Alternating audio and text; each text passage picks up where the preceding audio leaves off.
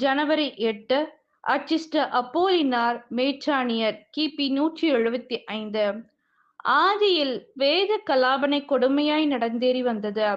அப்போலினார் காலத்தில் அரசரும் பிரஜைகளும் சத்திய கிறிஸ்தவர்களை வேதத்தின் நிமித்தம் கொடூரமாய் வதைத்துக் கொன்றார்கள். அக்காலத்தில் ரோமை ராயனான மார்க்குஸ் அவ்ரோலியஸ் ஜெர்மன் தேசத்தின் மேல் படையெடுத்து போனான்.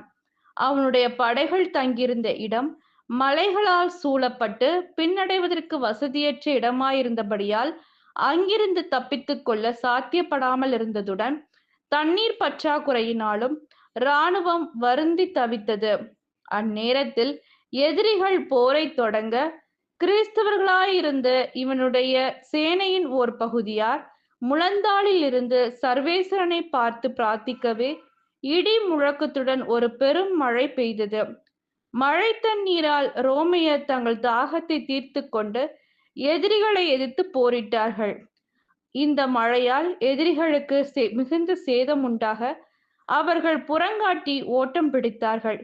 இந்த அற்புதத்தை கண்ட ரோமை ராயன் அதிசயித்து இந்த கிறிஸ்தவ படைக்கு இடி முழக்க படை என்று பெயர் கொடுத்தான்.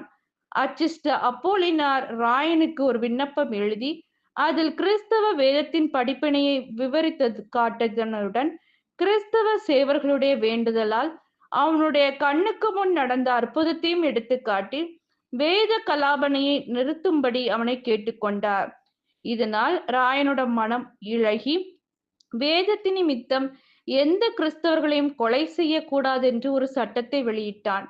அச்சிஷ்ட அப்போலினார் பல நூல்களை பிரசுரம் செய்து அச்சிஷ்டவராக மரித்தார்.